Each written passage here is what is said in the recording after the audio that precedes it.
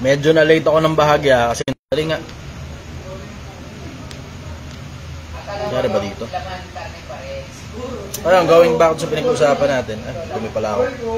Yung tao ko kasi, oras ng trabaho, nag-inom ang putang ina. O di syempre, putang ina, sakit na naman ang ulo ko yan.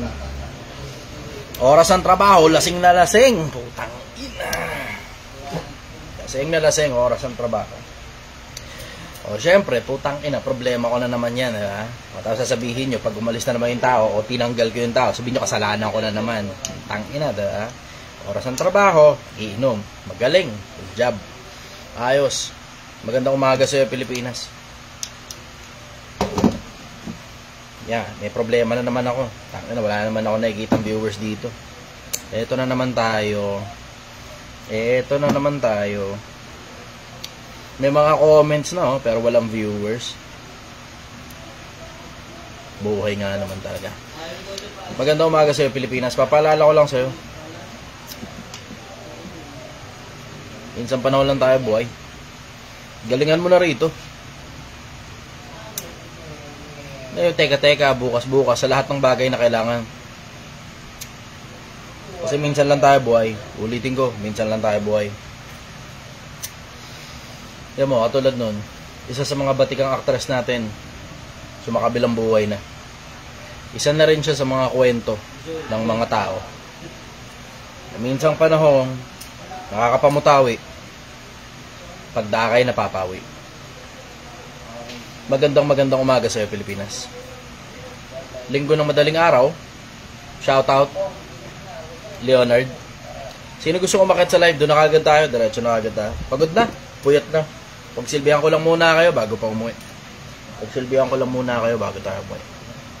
So sa sandaling panahon, mga kalahating oras lang siguro mahigit. So sino gusto umakyat sa live? Type ako. Mabilis na live lang to. Hindi masyado magiging matagal ito. Francis Miller, good morning sir.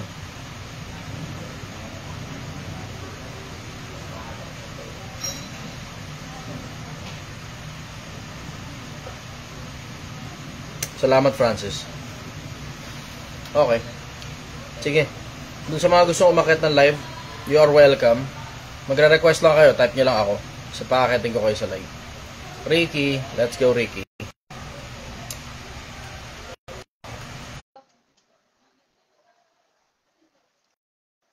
Ricky, nakita kita. Let's go. Pagka kinonfirm ko kayo, ayun lang. Inakyat na, decline pa. Spirito.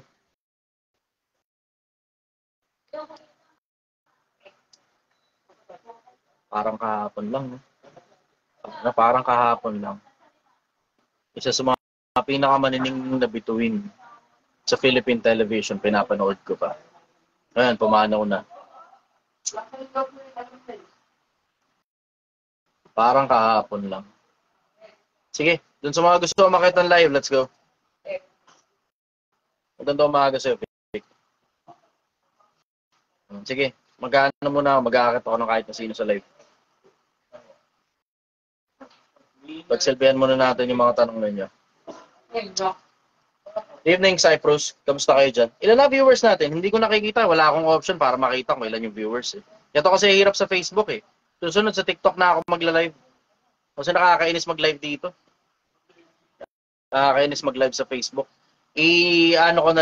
Sasabay ko na lang yung streaming sa Facebook.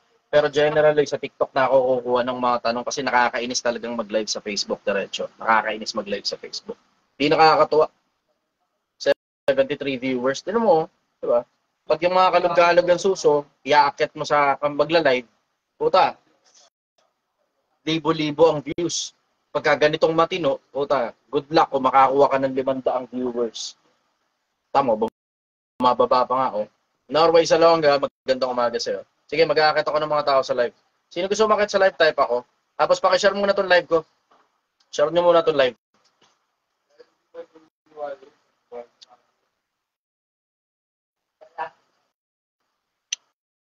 Lag pati. Oo nga eh. Kapag ka Facebook talaga, lag. Pagka TikTok, mas maganda sa TikTok mag-live eh. Matino ang live sa TikTok eh. Mga gusto umakit sa live, let's go. Wala akong masyadong maraming topic ko sa inyo ngayong araw. Bukod sa pinapaalala ko lang din na minsang panahon tayong buhay. Na tayo yung mga singaw, sa sandaling panahon, lumilitaw pag dakay ni Papawid. Parang katulad lang din ni Madam Gloria Romero. Paalam na muna siya sa mundo. Magandang umaga sa inyong lahat. Sa atin, ang mga buhay pa, galingan nyo sa buhay. Kasi minsan lang tayo mabubuhay, Pilipinas. Sige, yung mga gusto kumakit sa live, let's go.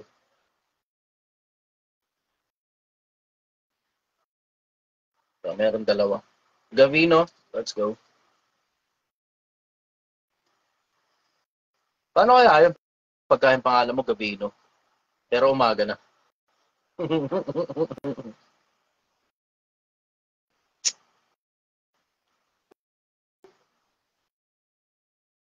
Wala, negative si Gavino. Ayaw. Spirito, let's go. Good morning sa inyong lahat. Magandang umaga sa inyong lahat. Yun. Good morning, brother. Taga saan ka? Ay, Pasay, brother. Ay, okay. Paggising ka na agad. Ang aga pa. Actually, nasa Burol kami. Nasa Burol. Eh, yun nga. Kaya nga ng regular ko na pinapaalala. Maikli lang ang buhay. Sulitin na natin. Sige, brother. Condolence sa'yo. Ano tanong mo, brother? Ano ba to? Kalimutan ko na bigla. Yung tanong daw. Kasi, si Idol Chachester to eh. Kung ano yung masasabi mo sa buhay ng tao, kung ano yung mas importante ba, yung buhay ng tunay na buhay o sa buhay ng kabilang buhay? Yung buhay sa kabilang buhay, yun yung tunay na buhay. Yung kamatayan din sa kabilang buhay, yun yung tunay na kamatayan. Ang tawag doon, ikalawang kamatayan. Tapos ang sabi naman sa Biblia, tungkol doon sa kabilang buhay, yun talaga yung tunay na buhay. Ang sabi, yung mga mayayaman sa sanlibutan, pagbilinan mo, maging maibigin sa pamamahal, maibigin sa paggawa ng mabuti, para sila'y makapanlangan sa buhay na tunay na buhay. Yun ang nakasulat sa Biblia, brother. Para makapanlangan sila sa buhay na tunay na buhay, kailangan maging maibigin sa pamamahagi, maibigin sa paggawa ng mabuti. Kasi yung kabilang buhay, yun talaga yung tunay na buhay. Alam mo, meron nga akong nakitang research galing sa MIT, Massachusetts Institute of Technology. Na itong MIT na to, ito yung mga pinaka magagaling sa buong mundo pagdating sa mathematics. Yung eskwelahan na yan sa MIT. Ano yan eh? Kumbaga parang merong mga estudyante dyan na kinukuha ng NASA. Kung alam niyo yung NASA, yung pinapadala sa ibang, sa outer space, ganun. Sabi ng MIT, there is a 50% chance na we are living in a simulation. Na maaaring itong buhay na to, simulation lang. Maaaring pagka namatay ka, yun talaga yung totoong paggising. At yun talaga yung totoong buhay. Pero gano'ng sinasabi ng MIT eh. Eh sa akin naman, MIT na yung nagsasabi. Hindi na parang religion na lang yan eh. Kung religion yan, baka medyo alam mo, duda-duda ka pa ng kapiraso. Pero MIT na yan eh. They've run the mathematics and they have arrived to the conclusion that there is a possibility na 50% chance simulation lang itong buhay na to. 50% chance. Imagine 50% chance, that's too big. Masyadong malaki yung 50% chance. Kasi ang ibig sabihin nun, ang chance niyan, either itong buhay na to, yung totoong buhay na, o simulation lang to, alin lang sa dalawa. Masyadong malaking percentage yung 50% chance. Kaya nga, yun din ang isa sa mga basihan ko ng dahilan kung bakit nagtsatsaga ako na alam mo yun, makapagbigay ng konting output o makapagbigay ng konting idea sa ibang mga tao tungkol sa maraming bagay ng buhay. Kasi we only get to live once. Tapos yung once na yun, merong possibility na continuation yung... So mas pinipili ko personal na mag-back ng buhay. Kasi what am I going to lose? Wala namang mawawala sa akin kapag nagtiyaga akong tumulong sa kapwa-tao. Ang totoo, I have everything to gain. mamahalin ako ng mga kapwa-tao ko, dito lang sa buhay na ito. Kung kailang sakali mang, kung sakali mang magkasakit ako, baka hindi ko na kailangan pagabot yung sarili ko, baka may mag-sponsor sa akin. O kung ano man yung matripan kong gawin in the future, kasi ngayon, wala, charity lang talaga tong social media ko eh. Diba? Kung ano man yung matripan ko in the future, baka merong mga gustong tumulong sa akin. Yun yung isa sa mga dahilan kung ba't nagtsatsaga ako na, alam mo yun, na magbigay ng oras para sa mga kapwa-tao ko eh. Kasi alam ko, eventually, paglipas ng panahon, ako naman yung minsang panahon makakailangan in the future. And I am hoping, syempre, hindi naman ako maasa, pero alam mo yung pag-asa ko, baka sakaling in the future, meron ako maisip na kung ano makakatulong pa sa iba pang mga tao, baka matulungan din ako ng iba pang mga tao bukod sa sarili ko. Diba? Plus, yung kabilang buhay. Wala kasing mas practical doon, brother eh. I'm only sticking to the tried and true, yung mga bagay na practical lang eh. Ang practical, hindi naman natin alam kung may kabilang buhay o wala. Pero mas malaki yung makukuha natin, mapapala natin sa buhay kung magbabaka sakali tayo merong kabilang buhay kaysa wala. Kasi dito pa lang sa buhay na to, gumagawa na tayo ng matino. Kasi yun yung sinasabi ng mga tao, na mga bla-bla, na mga religious person, na gumawa ka daw ng mabuti, gumawa ka daw ng matino para sa kapwa-tao mo, para sa kabilang buhay daw. Eh ako naman, hindi naman yun yung pinaniniwalaan ko, pero baka kasi sakali. Gets mo yun? Baka sakali kasi na merong kabilang buhay, baka sakaling merong gumawa sa lahat ng bagay, baka sakaling meron Diyos, baka sakaling meron langit, baka sakaling merong impyerno. Alam mo, you cannot go against that. You cannot go against that. Na baka merong konti kang oras na baka pwede mong i-spare na baka makapagbaka sakali kang may kabilang buhay. Sa lahat ng oras sinasayang natin dito na gumagawa lang tayo ng pera, gumagawa lang tayo ng lahat ng bagay na gusto natin, baka pwedeng merong 15 minutes o 30 minutes ka sa loob ng isang araw na gumawa ka naman ng mabuti sa kapwa-tao. Insurance lang ba? Kung sakali mong may kabila. Gets mo yun? Oo. Follow-up question, Brad. Pangalawa, para sa iyo, ano yung religion para sa iyo? Ang nakasulat sa Biblia, yung relihiyon ang sabi,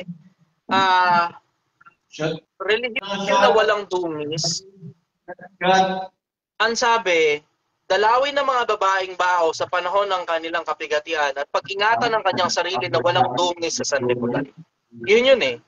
Yung hindi lang kasi naiintindihan ng mga tao yung salitang religion eh. Yung salitang religion kasi, ano yan eh, kumbaga parang yung, paano ko ba papaliwanag to?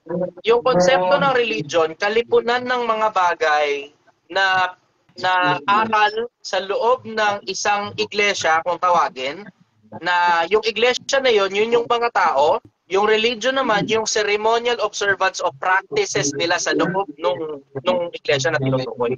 Para siyang ang konsepto, parang yung church o yung iglesia, yun yung Pilipinas, ibig sabihin yung boundary kasama na yung mga tao. Yung religion naman, yun yung constitution, yun yung mga batas na sinusunod sa loob ng bansang Pilipinas.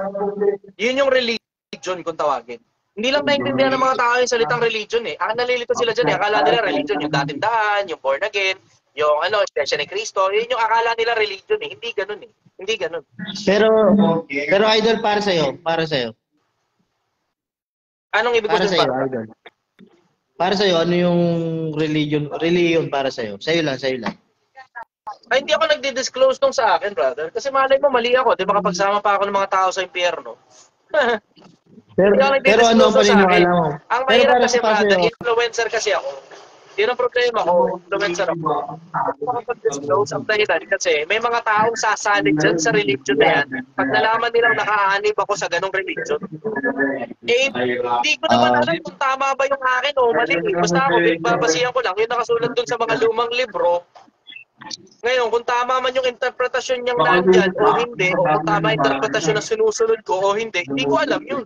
Basta ang alam ko, yung nakasulat sa Biblia. Kaya nga, ang mga tao, ini-encourage yung magbasa ng Biblia, magbasa kayo ng Quran, magbasa kayo ng mga libro na isinulat para dun sa specific na religion nyo.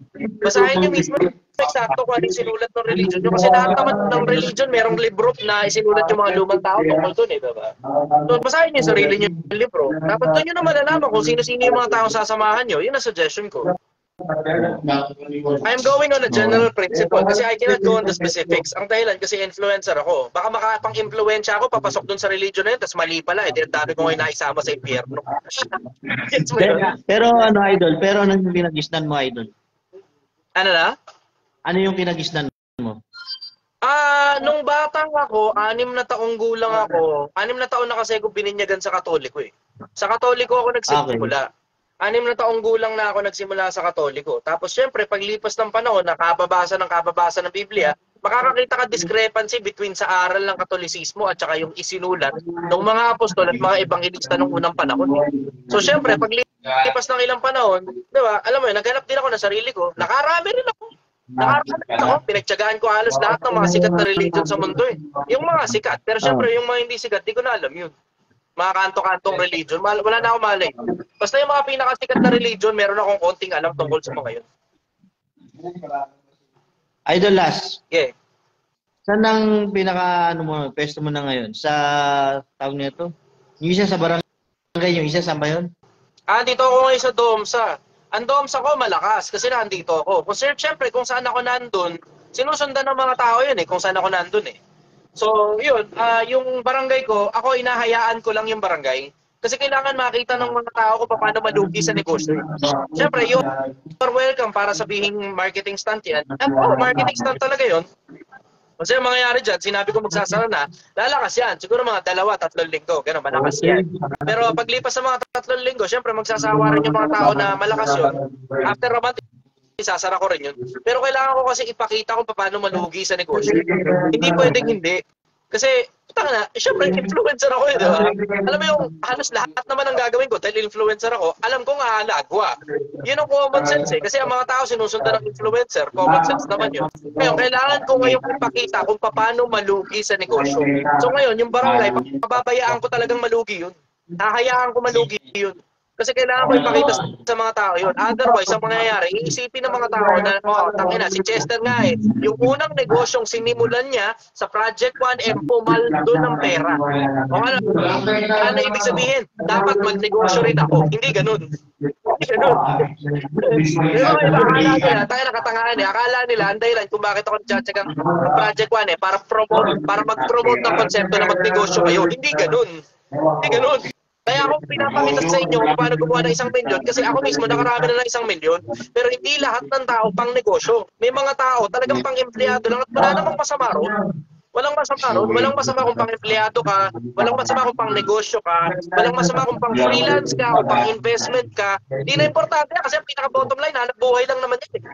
Kung saan ka kumikita ng pera, tapos pinaka-effective sa'yo yun sa paraan ng pagkita ng pera, hindi ka nanloloko ng kapwa-tao, tapos nagtitino ka sa kapwa-tao pag nagtatapat ka. I don't think there's anything wrong with the discrepancy between being an employee and being a businessman. Pero ngayon kasi, merong kawirduhang nangyayari sa mundo ng pagninegosyo na para bang ang konsepto ng pagninegosyo, para bang puta, pagka nagne-negosyo ka, milyonaryo ka agad. Hindi ganun. Hindi ganun.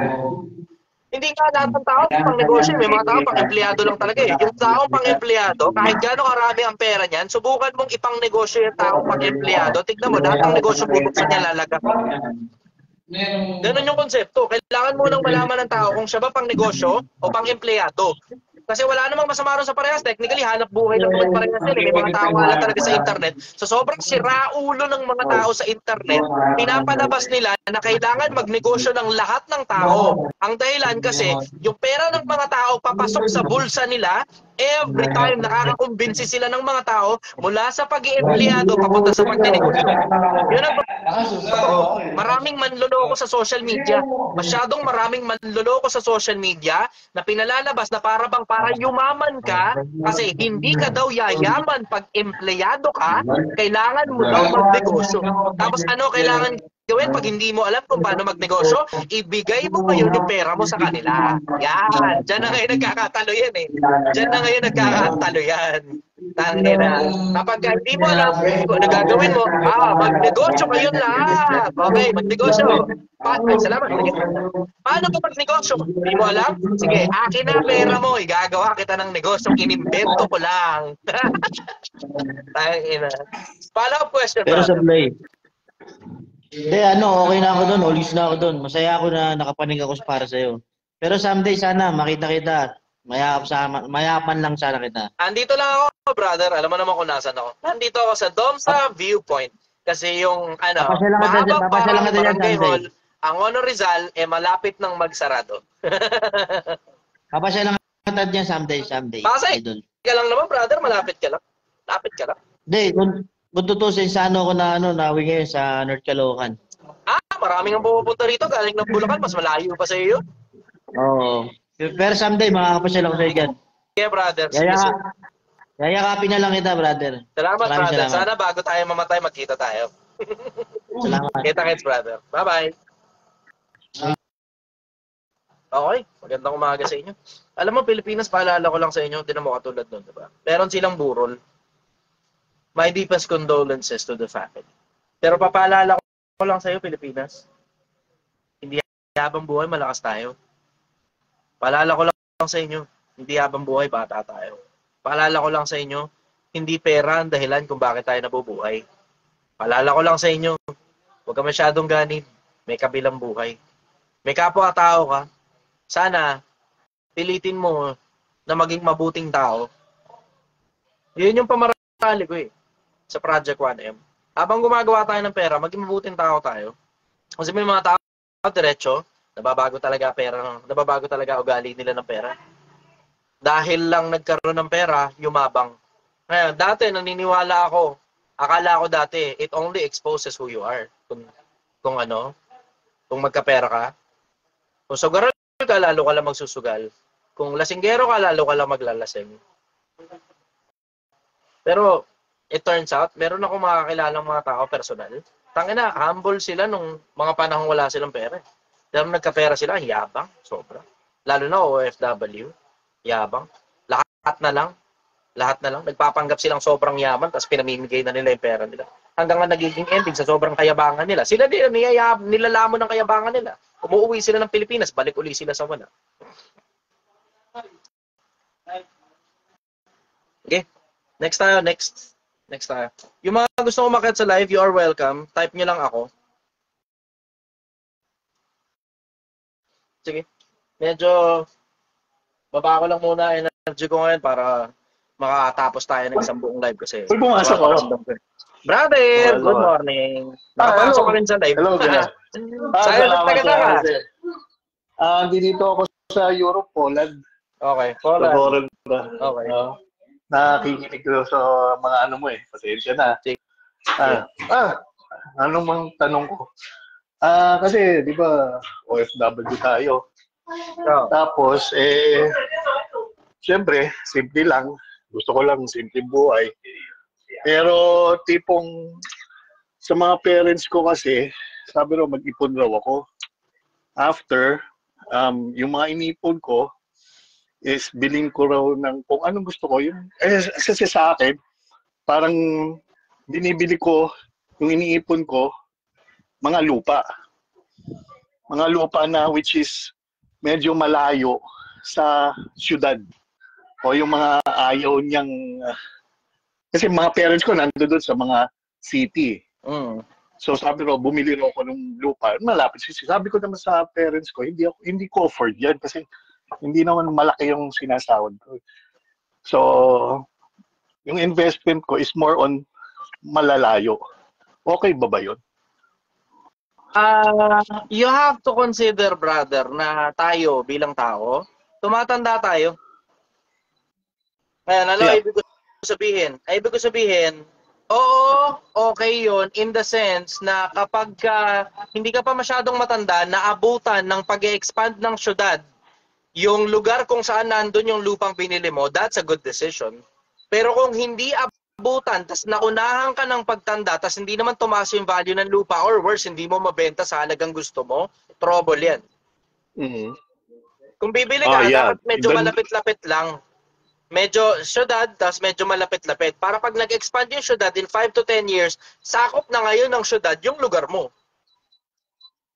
Versus yung bibili ka na sobrang layo, tapos sa sobrang layo ng lugar na yun, puta, naunahan ka ng pagtanda, tas di naman tumataas yung value ng lupa. Or worse, hindi mo mabenta sa presyong gusto mo.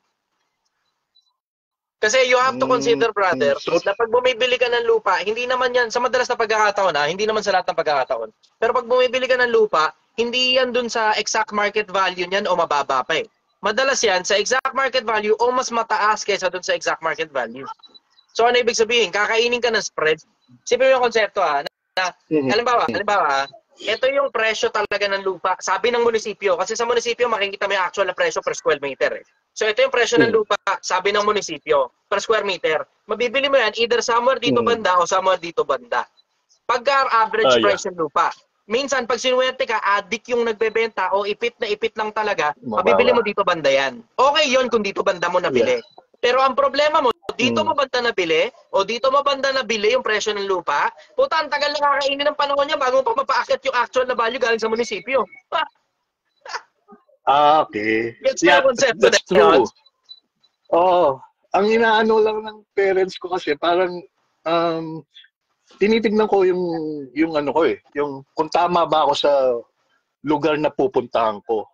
Kasi sabi ng parents ko is bakit ka bumibili ng malayo ng mga lupa? Ang gagana ganito.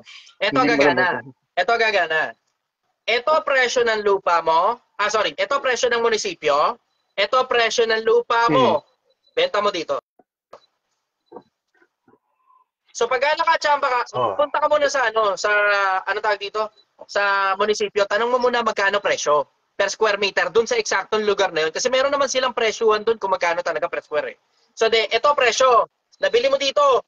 Ito. Tingnan mo ko. Dito. So ito presyo sa munisipyo. Dito mo nabili presyo.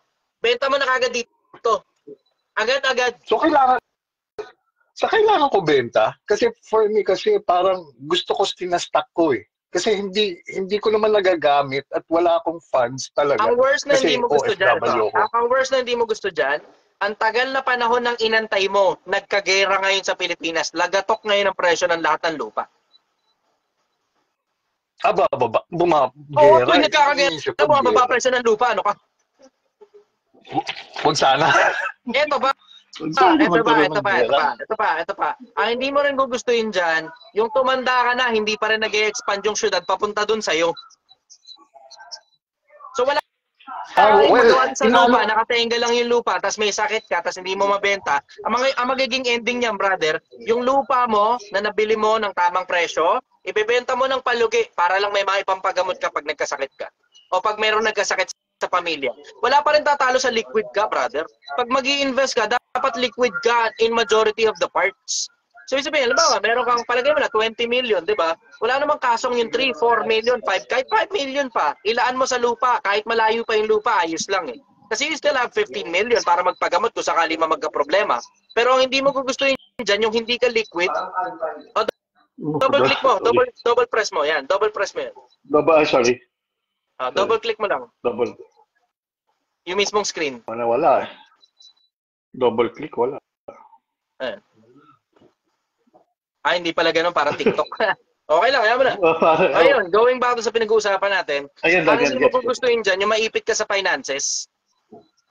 Yun ang hindi mo gugustuhin. Yung bili ka ng lupa, ang tawag na dyan, asset rich, financially poor. Wala pa rin tatalo doon sa liquid ka, brother. Na meron kang maraming pera, at the same time, meron ka rin ilang pirasong lupa na every time dumadami yung pera mo, nilalagay mo sa lupa yung maliit na parte. Kasi mapapakinabangan mo yung pera sa kahit na Isipin mo yung konsepto, nabili ka ng lupa, tapos ang binibili mong lupa, average price. Tapos, eto ngayon, biglang merong dumating na opportunity, ang laking opportunity. Makakabili ka ng lupa, sobrang murang presyo. Wala ka kayong magawa kasi lahat ng pera mo nakalabas sa mga lupang binili mo ng average price. You have to put that into perspective, brother. Na darating yung panahon, kakailanganin yung pera. Hindi na importante kung investment mo yan, o liability yan, o may sakit sa pamilya, o kung ano man na nangyari. Importante lagi may pera ka. Sobrang importante. Kaya nga tingnan mo, pansinin mo, sa Project 1M, kung hindi mo napapansin, ang pera dito, ang ginagawa ko lang, nagtatrabaho, nag-iipon, nagtatrabaho, nag-iipon, nagtatrabaho, nag-iipon, nagtatrabaho, nag-iipon. Tapos bigla nga yung may dumating na opportunity, nakita mo, laking opportunity nito. 7,000 pesos lang ang monthly. So ginawa ko, binili ko tong lahat ng mga improvements dito worth 120,000 pesos. So ngayon, meron ako ngayong isang magandang pwesto na overlooking, pag nakita mo rito, overlooking yan, kung nakita mo sa pinakadulo, overlooking yan. Meron ako magandang pwesto dito na overlooking worth 120,000 lang lahat nitong mga ipinagpagawa nito. Tapos 7,000 lang ang monthly ng mismong pwesto. Paano nangyari? Kasi liquid ako. Ano ibig ko sabihin? Hindi ko ginagalaw yung perang bili ng bili, bili ng bili, bili ng bili. Oo, pwede akong bumili extra tangke ng gas. Pwede akong bumili extra, alam mo yun, pwedeng bumili extra parang refrigerator o kung ano man ang hindi ginagamit. Diba? Pwede ko naman ilaan sa ganun eh. I-reinvest. Pero ang ginagawa ko, nag-aantay muna akong malapit nang masira yung gamit, tsaka ako ngayon bibili ng bago.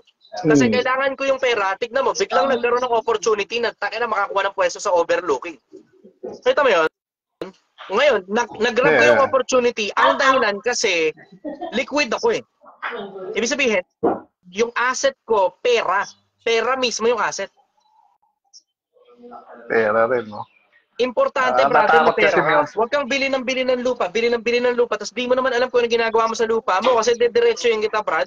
Puta ang mangyayari dyan, pag di mo alam kung ano ginagawa mo sa lupa, darating yung panahon, tatanda ka, tapos mamamatay ka, tapos pag-aagawan ng mga anak mo yan, ibebenta din nila yan. Huwag kang magkamali katulad ng pinagkamalian ng maraming tao. Ang dami nang nagkamali diyang mga matatanda. Bili ng bili. O tapos ngayon, ano ngayon na nangyari? Pagkamatay nila, mga anak nila, nag-aagaw-agawan, yung mga anak nila nagbenta.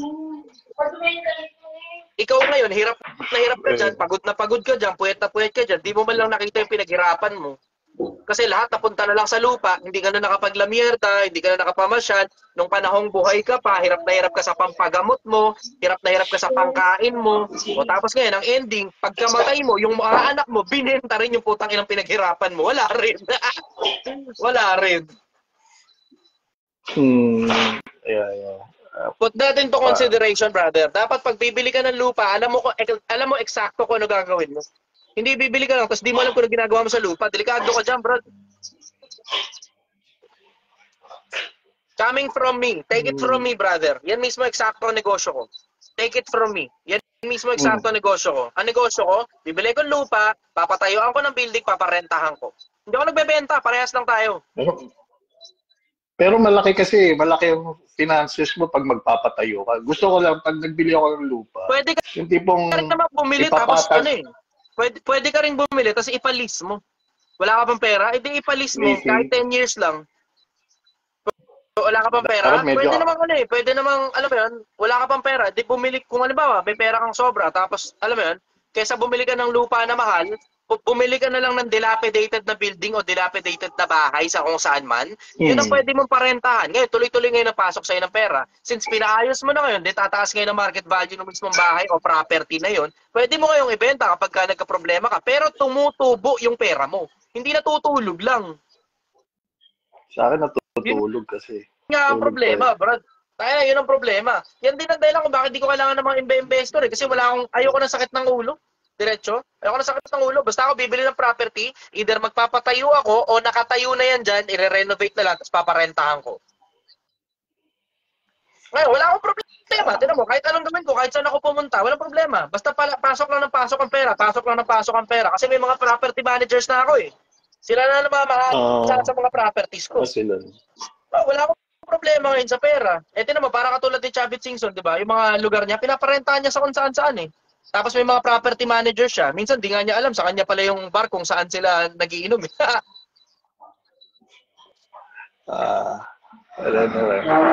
Tingnan natin follow-up question, brother. Pag-uwi ko na lang. Follow-up. Ano ba follow-up natin? Yun na muna. Para at least yung mga iba naman up naman sa'yo. Ipon ka ng marami, brother. Hindi habang buhay malakas ka. Ipon ka ng marami. Pero dyan rin ako sa Binangon, Kainta. Papunta ako niyan, mga Binangonan yan. Alam ko yan. Kaya yung mga binibili ko, yung mostly Binangonan, San Mateo, yung mga houses na yung mga lugar na yan, medyo okay. Kasi dudugtong na eventually dudugtong na rin yan, malapit na sa NCR yan eh. Lalo na Kainta, I will say, Kainta, Antipolo, Taytay, yung mga yan, medyo malapit na sa Metro Manila yan eh. Dudugtong na Metro Manila dyan eventually na hindi magiging parte ng Metro Manila yan. Pero papalabas na ang mga tao ng Metro Manila dahil nakakasuya na at may work from home na. So magiging maganda ang access mo dyan kung dyan within Rizal area basta hindi lang sobrang lalayo. Yun ang point of view ko kasi. Yun talaga point of view ko sa ano ko. Pero iniisip ko lang bakit ayaw ng mga parents ko ng mag-invest ako sa ganun na hindi ko na wala naman ako sa Pilipinas.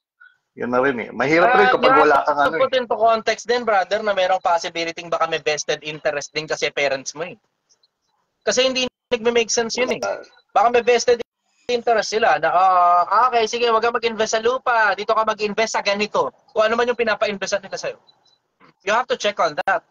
You have to check on the possibility rin na baka interesado sila sa pera mo. Na ito hindi naman yata. Ako pa may utang sa kanila eh.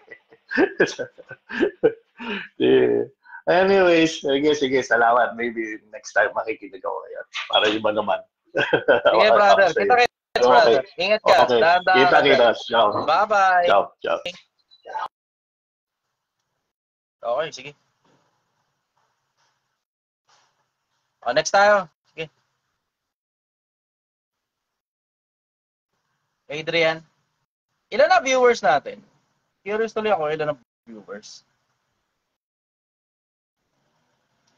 Ang kati ng ilong ko. Tangina, may pakiramdam ako, magkaka-allergy yata ako. Ilan na viewers natin? Patype nga muna ako ilan na viewers. Ano to? Hindi na naman gumagalaw yung Puta. Ito na naman tayo. Hindi na naman gumagalaw yung comment section. Nakakainis tong ganito. Pinakakatuwa. Yung mag-aakit ako ng tao sa mag-aakit ako ng tao sa live tapos hindi gumagalaw yung comment section. Paano ka ngayon kukuha ng mga tao sa live? Putang ina talaga. Ilan ang viewers natin?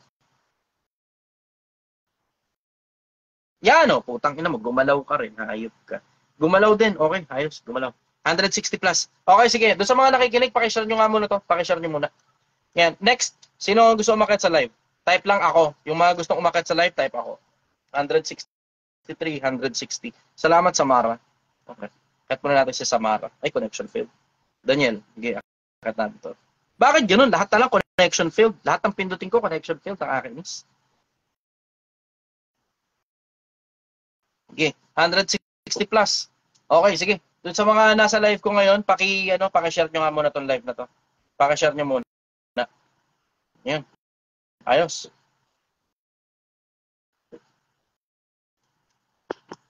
Add tayo ng kung sino pa mang iba. Add tayo ng iba pa. Lagi na lang connection failed. Sir, tanong ko lang, yung nangyari po sa LA, trompeta ba yun na pinatunog? Hindi yun trompeta. Malabo yun. May mga sinasabi nga, may conspiracy theory nga na around dun sa concept na nangyayari dun bigla na lang parang weeks prior, kinancel ng mga insurance company yung mga insurances. Charles, natin to. Charles Jesse Javier. Lahat na lang connection failed. Ito nakakainis dito Puta, pagka sa TikTok, ang daling mag-akit ng tao. Pag sa Facebook, napakahirap mag-akit ng tao. Nakakainis na lang. Tignan mo, Jesse. Inaakit ko na si Jesse. Malamang, hindi na naman niya mako-confirm yan. Kasi nga, kapag kasi nag-aakit ka ng tao sa live, napakahirap. Ito ang problema ko talaga kapag ka Facebook Pero pagka TikTok, mukhang bukas naman na. Teka, anong araw na ba kayo? 26 na ngayon. Bukas makakapag-live na ako sa TikTok ulit. Bukas makakapag-live na tayo ulit sa TikTok. Adding tayo. Charles, inaakit kita, Charles. Ikaw na muna, Charles. Okay, confirm mo na. Pag inaakit ko na kayo, confirm nyo na kaagad. Negative si Charles. JR tayo, JR. JR Roldan. Gandang big bike mo Tawa sa akin. Ben, ZX-10R.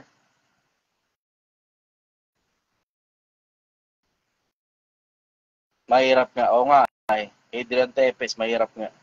Ang hirap nga talaga. Mahirap talaga mag-akit ng tao sa live. Pagka Facebook, mas madali pa TikTok. Sobra. Pakalayo ng diferensya ng TikTok at saka Facebook. Sige, next tayo.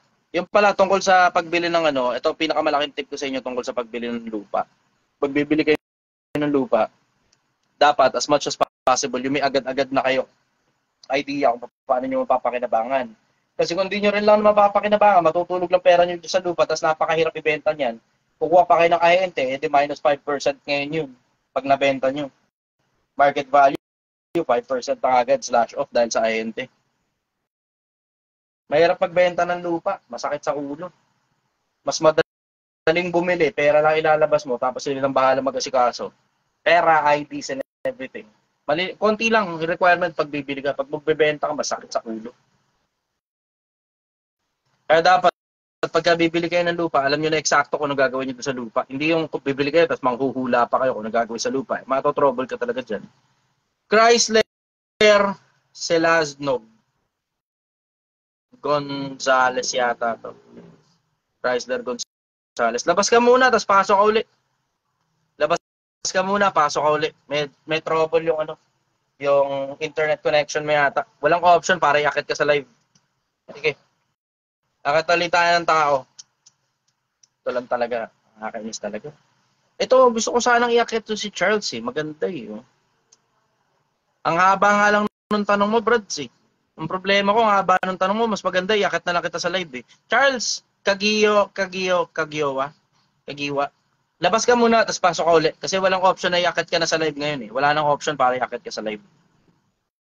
Ito naman si Joke, paulit-ulit. Araw-araw na lang siyang re-request umakit sa live. Tapos pag iakit mo, ika-cancel niya. O, sige, inaakit na kita uli. O, tapos hindi na naman naakit yan, syempre. O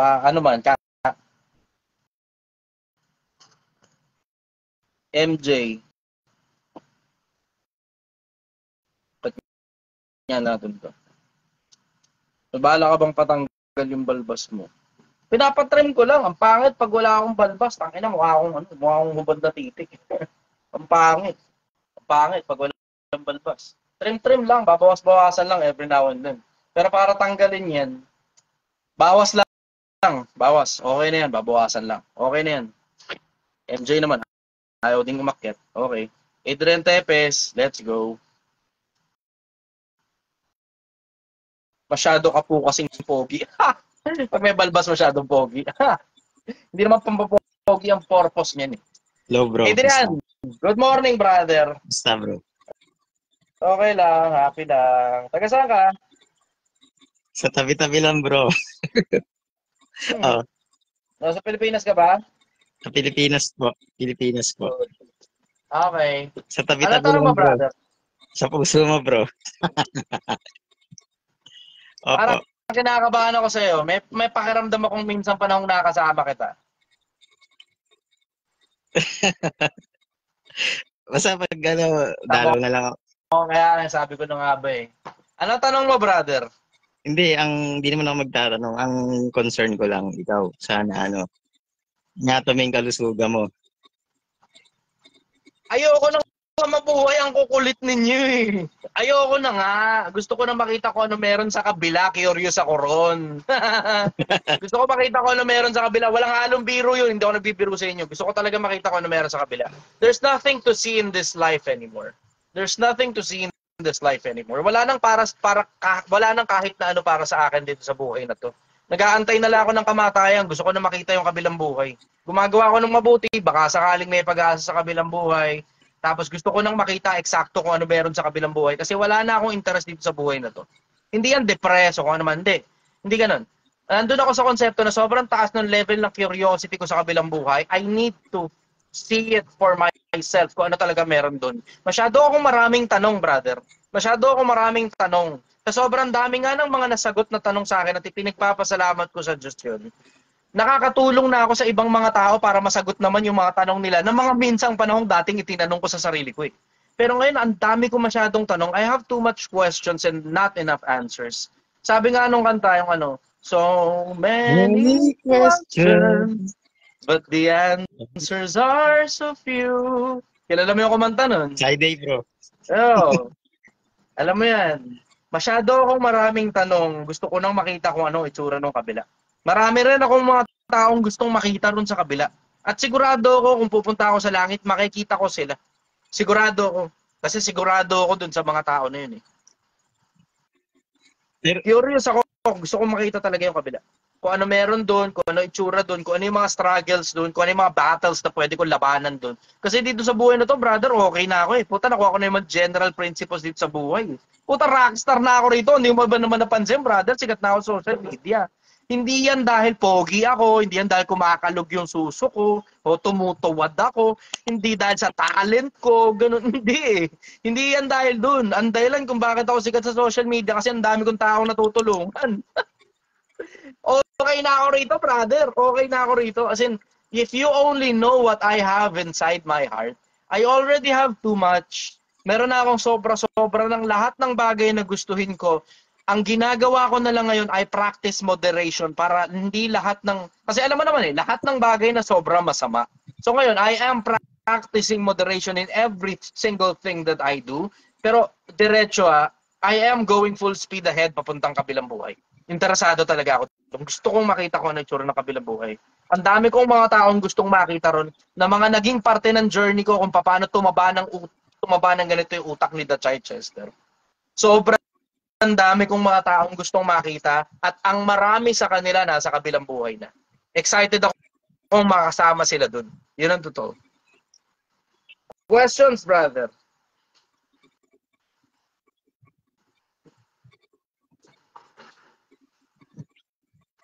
Nawala ka. Questions, brother? Paano bro, pag, di ba may sinabi si Pablo na yung hindi ko lang alam sa Pilipos yun yung parang kung ano yung mas kailangan. Hello. Narinig kita, nakikinig ako. Di ba may sinabi si Pablo sa Pilipos tayo na yung parang kung mas maiging yung mas kailangan, pero gusto niyang pumunta dun sa kabila. Parang mas gusto niyang pumunta dun sa kabila, pero mas kailangan niya munang manatili dito dahil mas mapapakinabangan siya. Paano yun? Hindi yun sa konseptong mas mapapakinabangan siya. Ba, hindi mo lang alam. Pero hindi yun dun sa konseptong mas mapapakinabangan siya dito sa buhay na to. Hindi yun.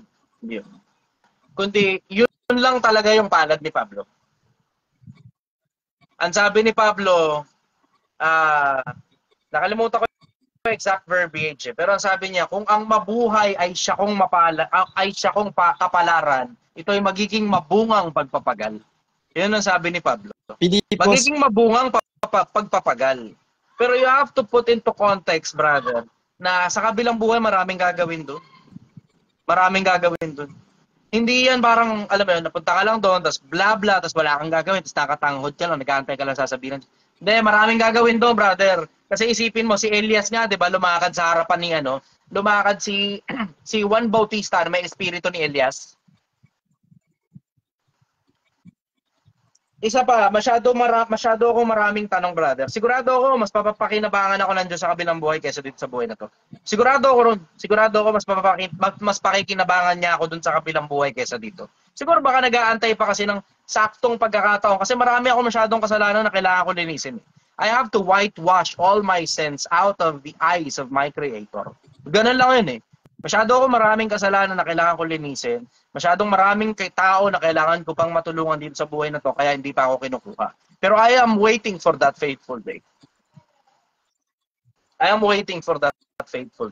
Inaantay ko yung panahon na yun kung kailan kukunin na ako para panahon ko naman na. Kasi marami nang nauna sa atin. Lahat ng bilyon-bilyong mga tao, lahat sila patay na. Hindi natin alam kung ano itsura nila doon. Pero ang pinaka-bottom line nun, sigurado ako mas pakikinabangan ako ng Diyos sa kabilang buhay kasi hindi na ako bound by space and time. Hindi na ako nakakulong dito sa laman na to. Hindi na. Makakalaya na ako, konti na lang. Waiting ako doon sa panahon na yun. Pagdating nung panahon na yun, takin na ako magiging pinakamasayang tao. Kaya nga, di mo napapansin, I'm trying to offend as many bad people as possible so I can get killed as soon as possible. At syempre, lalaban pa rin naman ako kasi hindi naman pwedeng, parang ang dating nag-suicide si Chester. Hindi pwedeng ganun. Kailangan ko lumaban, wala akong choice. And I don't have much of an option but to live this life. Diba? So ngayon, ginagawa ko na lang lahat na magagawa ko. Baka sakaling may pag-asa sa kabila, kung sakali man na makarating ako doon, then I will be the happiest person.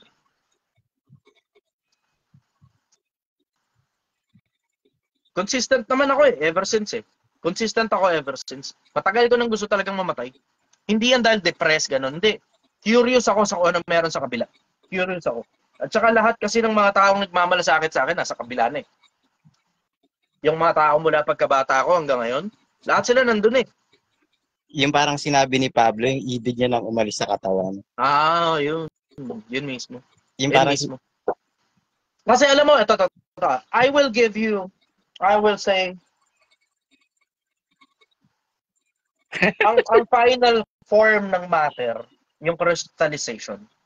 Yun ang final form ng matter, crystallization. Sabi nung iba, plasma. Sige, so be it, plasma. Pero dito sa mundo, brother, when you get to that part of your life, na alam mo na eksakto kung ano ginagawa mo rito, alam mo na rin eksakto yung daan kung saan mo gustong pumunta, wala nang sense itong buhay na to sa'yo kundi mag-antay ng kamatayan habang ginagawa yung obligasyon mo. Lang eh.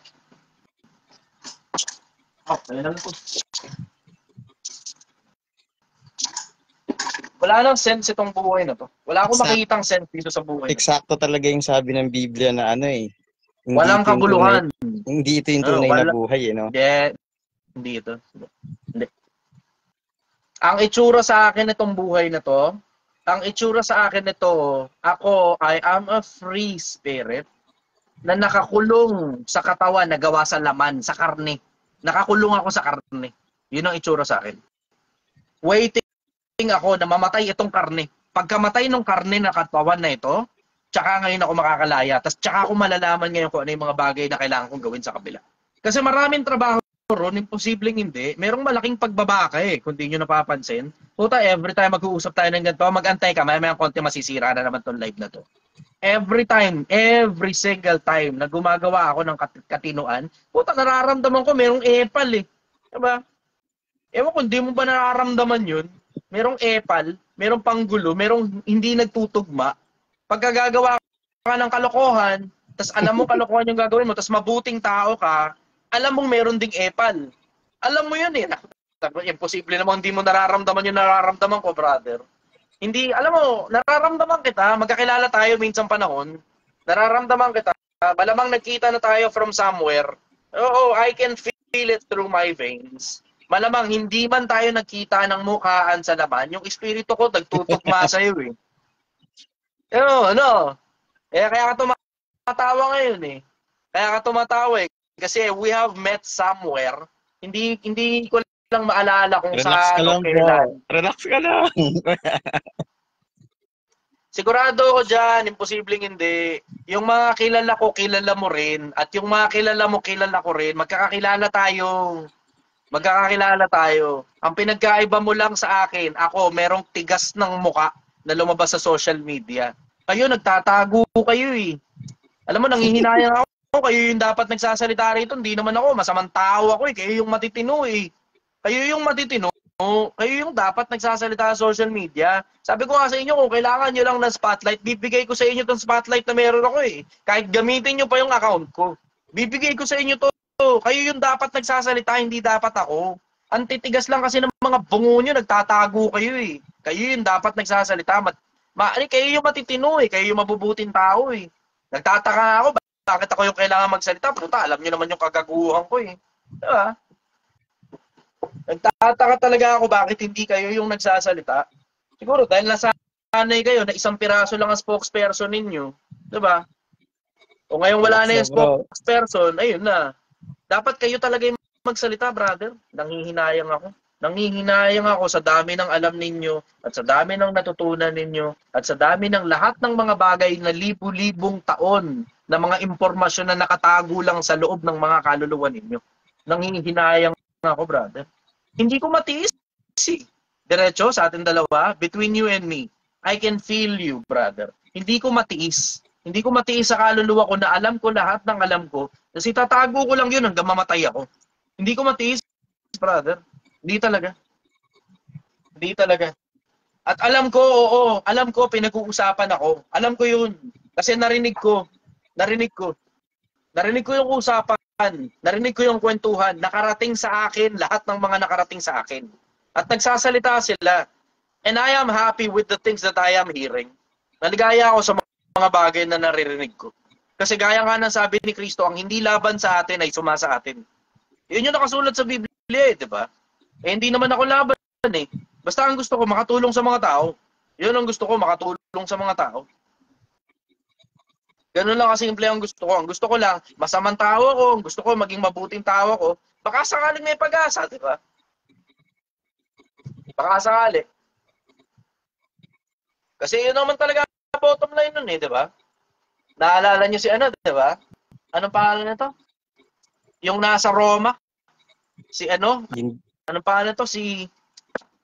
Yung pinapahanap ni Pablo? Anong pangalan nun? Ano si Foro? Kung naaalala niyo si Foro, yung pinapahanap ni Pablo. Ay, nahiwalay kay Pablo. Nahiwalay kay Pablo. Madalas na pinaginhawa nun si Pablo eh. Diba? Madalas na pinaginhawa niya si Pablo. Pero nawala siya. Hindi na makita. Pinahanap yun si Onesiforo. Pinahanap si Onesiforo. Nag-request si Pablo dun sa mga kapatid. Hanapin si Onesiforo. Si Chester ba yun? Si Onesiforo yun, hindi ako yun. Si Onesiforo yun, hindi ako yun. Alam ninyo kung nasaan ako. Pero si Onesiforo hindi mahagilap kung nasaan. Okay, ngayon, ano nangyari? Pinahanap, hindi nahagilap. Pero nire-request pa rin ni Pablo na sana pagkalooban ng awa si Onesiforo at saka isang bahayan niya. See? Ganun lang naman yun eh. Eh ako, I'm looking at the broad perspective. I am looking into that broad perspective. Kasi naririnig ko naman lahat, pati yung nandun, naririnig ko sila. Pati yung nandito, naririnig ko sila. Lahat sila naririnig ko. Naririnig ko. I can hear everything, brother. I can hear everything. And how I wish you could have heard the things that I have heard, and you will arrive to the same conclusion that I have arrived, na lahat tayo, we are all wanderers in this life. Lumalakad lang tayo rito, hindi tayo mga taga rito. Hindi tayo mga taga rito. Yung mga nauna sa atin, mga nabubulok na yung mga katawan nila o baka abo na yung mga katawan nila, yung mga buto nila, mga bato na. Tapos wala na rin sila. We are all wanderers in this life. The sooner na ma-realize ng tao yan, the sooner na magkukumahog ka. Kasi saglit lang yung panahon natin and we are facing billions and billions of years in front of us. Mahabang panahon yung nasa harap natin, hindi natin alam kung ano meron dun. We are all lost in this life. Naliligaw tayo rito. Nandito tayo sa isang kulay blue na planeta na ang tawag mundo. Tapos umiikot ito sa araw. Tapos hindi natin alam kung saan papunta tong mundo na to. Hindi natin alam kung saan papunta yung araw. Hindi natin alam saan papunta yung solar system, yung Milky Way galaxy, yung universe, hindi natin alam kung saan papunta. We are fucking lost here. Pero lahat ng mga nauna sa atin patay na and we will be facing billions upon billions of years pag kumalas na yung buhay natin sa katawan natin na gawa sa karne. Ako, nagmamadali lang ako, brother. Gusto kong makita kung ano meron sa kabilang buhay. Gusto kong makita kung anong meron pagkatapos ng kamatayan. Pagtakas ko dito sa katawan na to na gawa sa karne, excited na akong makita yun. Alam kong nandito pa ako kasi hindi pa sapat lahat ng nagawa ko. Lahat ng nagawa kong kabutihan, alam kong hindi pa sapat. Kaya nandito pa ako. Pero waiting ako dun sa araw na yun na kailangan ko na tumawid sa kabila. Ayun. Kung may mga tanong ka, alam ko naman na wala kasi parehas lang tayo ng mga bagay na naiintindihan at natututunan. Questions, brother?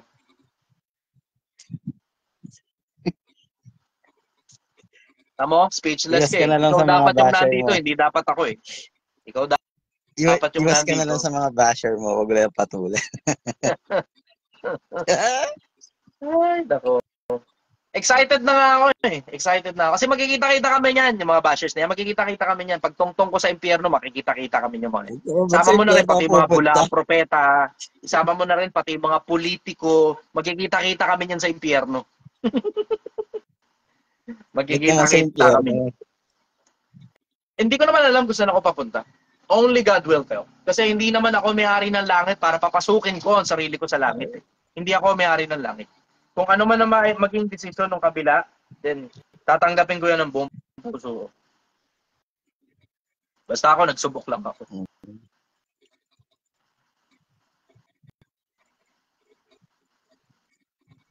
Sana pag nabisita kita dyan, patikim ng sinigang. Makikilala kita.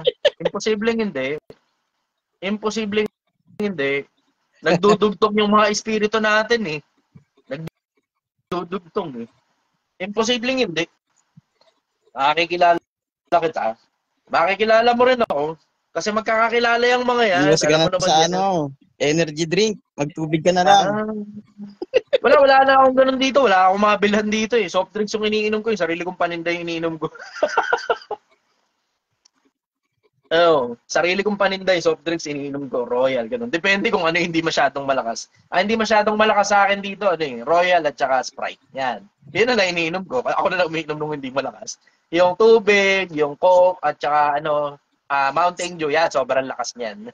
Yun, hindi ko iniinom yun. Hindi ko rin pinapainom sa mga tap yun. Stress ka na sa mga tao ba dyan eh.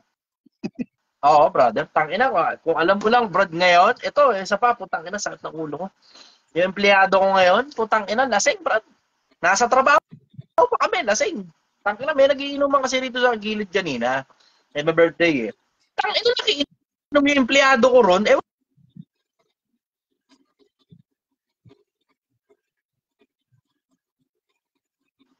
So, yun na nga sinasabi ko, di ba naglolo ko na. Ayan, sinasabi ko. Okay, going back. Ayun, yung tao ko, empleyado ko, nakipag-inuman dito sa gilid. Utang ina, pagbalik sa akin, okay pa, normal pa siya. Maya-maya konti, habang nagtatrabaho kami, maya-maya, ayan na, puta, sumusuray na. Tapos, putang ina mo, ang dami na, ang ingay na, maligalig na. Sabi ko, nakainom ka ba? Kasi hindi ko naman nakitang nag-inom eh. Basta nagtatrabaho kami rito. Nag-CR lang siya. Pagbalik, okay pa. Paglipas sa mga 30 minutes, ayan na, puta, sumusuray na. Parang nakainom to. Hindi makatayo ng diretso. Hindi makatitig ng maayos. Tapos ang ingay, rowdy cowboy. Habang nagtatrabaho kami, putang ina.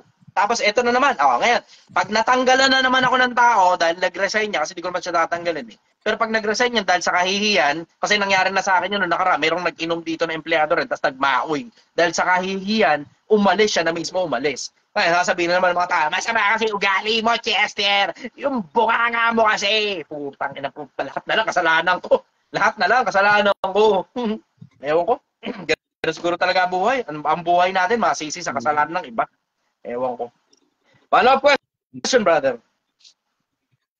Hindi bro. Ikaw ang boss dyan. Ikaw ang boss dyan, alisin mo sila. Ikaw ang boss dyan, alisin mo sila. Nakakapakinabang naman kasi ako kaya hindi ko matanggal. Magaling na tao yun eh. Yun nga lang, isang beses lang siya pumalpak. Syempre, hindi naman tayo parang mga, alam mo yan, para tayong mga maong. Alam mo yan. Para tayong maong. Ang maong na pinagsilbihan ka ng mahabang panahon, na butas, hindi mo basta-basta pwedeng itapon. Susulsihan muna, baka pwede pa. Alam mo yan, brother. Alam mo yan. Paano? Isasangag pa bago itapon yung di ba? Oo, sasangag muna, baka pwede pa. Baka pwede pa. Ganun lang naman yun eh. Sige bro, na lang, init ka na lang palagi. Yung kalusugan mo lang ang concern ko kasi. Yun lang naman, wala naman ako maraming tanong eh. Yung kalusugan mo lang naalala ko. Na-appreciate kita, brother. Napakabihira ng mga taong totoong nararamdaman kong nagmamalasakit. Na-appreciate kita. Ingat ka palagi, brother. Sama mo na lang ako sa panalangin. Baka sakaling may pag-asa pa. Thank you po. Thank you. Nakikita kita minsan pag dadalaw ako dyan. Kita-kits, brother. Bye-bye. Boss. Live lang ako ha. Live lang ako. Dali lang ha. Yes. Yes, sir. Salamat. Follow kaya talaga ako sa'yo. Kanina, inis-snap ko kanina eh. Naka-live ako, brother. Pasensya ka na. Ganun talaga. Naka-live ako eh. Okay. Good morning, brother. What's up, my brother? Salute to you. Kamusta ka? Great. Oh, sige, Ito ikaw. lang naman. Sige, yoko. Tamo. Ano, nasa ka ngayon? Nasa California tayo, my brother. California. Okay. Yes, sir. Saan buhay dyan? Malayo ka sa sunod? Hindi, malayo kami. Nasa San Francisco kami. Doon pre-directed na yun doon sa kanila. Bahala na sila. Naghahanap yata sila ng 10 good people dun eh. Baka wala silang nakita kahit 10 ano eh. Kaya automatic sunog kayo dyan. Wala akong magagawa. You know what I mean? Wala silang nakita, bro. Just 10 lang. Hinahanap siguro nila 10 good people. Well, no. I feel like it happened in Sodom and Gomorrah. It could happen to anywhere. Pero ito lang ang aking ano, Kuya Chester, right? According to the understanding, especially sa John, the beginning was the Word, and the Word was God, and the Word was with God. And according to the understanding, the Word collapses into existence, right? So what's holding our kababayan from manifesting the most amazing life? Can you believe? I was young when I opened it up. Nag-aararo ako sa San Juan, sa Batangas, and everything. Yun nga pagkakasabi, the moment that you figure out that the temple of God is always within you, all of these things shall be added unto you. What's holding our kababayan back from doing that? Andyan pa naman ka eh. Sandali lang, brother. Naka-live ako. Baka pwede. Oo. Sandali lang. Baka pwede. Sandali lang, baka pwede. Naintindihan ko naman yun, na-appreciate naman kita. Pero lasing ka ngayon, brother. Kung gusto mo, ikaw na lang magsalita sa live. Ayoko dyan. Hindi, dito ka na lang. O, sige, gusto mo ikaw na. Lasing ka ngayon eh. Kanina pa ako. Sige na, sige. Pakita mo ngayon sa live. Ngayon, kilala na kita. Wala tayong problema ron, brother. Kung gusto mo akong awayan, welcome ka. Walang problema ron. Kanina pa kasi yung Brad, kanina pa. Naka-live ako eh. Kanina pa siya ng gugulo. Naka-lasing na lasing to kanina pa. Lasing na lasing kanina pa. Sabi ko sandali lang. Okay, sige, going back sa pinag-usapan natin. Sige, tuloy. Ito talaga problema ko rito pag madaling araw. Mayat maya may lasing. Right. Yun lang naman yun natin, Kuya Chester, na what's holding our kababayan back from manifesting the most amazing life if they only knew that the temple of God is always within them? Kasi ang lupa nabigay sa kamay ng masama. Yun kasi yun. Yung lupa nabigay sa kamay ng masama. Tapos tinatakpan niya yung mga mata ng mga tao para hindi makita yung mga bagay na kailangan makita. Tingnan mo, isipin mo, isang konsepto lang itong lasing, 'di ba? For obvious reason, 'di ba? Okay, sige, idol mo. Ando na tayo. Nakita mong naka-live. Okay, ayos. Pwede ka naman magpa-picture, punta ka sa akin dito eh. Pero para mayat-maya, hinahatak mo ko. 'Di ba? Hinahatak niya kasi ako kanina pa eh. Hinahatak niya ako kanina pa. Siyempre, tao rin naman ako, naiinis naman ako, 'di ba? Naiinsulto ako dun sa pakiramdam na hinahatak mo ko sa oras na nakikipag-usap ako sa mga tao. Okay lang sa akin, magpa-picture ka sa akin dito. Pa-picture ka. Pero hahatakin mo ko kasi may gusto mo kong kausapin sa oras ng live ko. 'Di ba? Hindi mo pa nakikitang nagla-live. Ganun eh. Yung simpleng ganun lang, makikita mo na meron talagang takip na nakatapaoho ang mga tao na nakikita lang nila yung mga bagay na gusto lang nila makita, na ipinapakita lang sa kanila nung kung sino man yung spiritual forces na nagpapakita sa kanila nun. Yun yung dahilan kung bakit iilang mga tao lang talaga yung nakakakita na mamamatay tayo. Ilan lang yung nakakakita na mamamatay tayo, ilan lang yung nakakakita na limitado ang oras natin dito sa mundo, ilan lang yung nakakakita na hindi tayo hanggang dito na lang at merong kabilang buhay, brother. Ilan lang nakakakita nun, ilan lang. Kasi nakikita lang natin yung gusto nating makita, or worse, nakikita lang natin yung gusto sa ating ipakita. Nung kung sino man yung nagpapakita sa atin, yung mga bagay na nakikita natin. Right, pero the vibration is happening within that person. What's happening? We should be actually guided by our ancestor within. Yun ang pakiramdam ko talaga, Kuya Jesus, is always within. Nothing outside right here. Wala na sa akin that impresses me within the outside. It's always within. I always look within. Kaya for some particular reason, I wake up like 3 in the morning talaga at talagang I don't know what is happening, bro. 2:30 a.m. bro, every day. This is happening for years now. Nararanasan mo ba yung kapag ka, nagigising ka ng madaling araw, gusto mong magwalis sa likod ng bakuran? So tapos hindi ko nga alam kung ano. Hindi ko nga alam kung ano mga nangyayari na yan. Brad, kaya ganun. Ay. Kaya nagigising ka na ng madaling araw.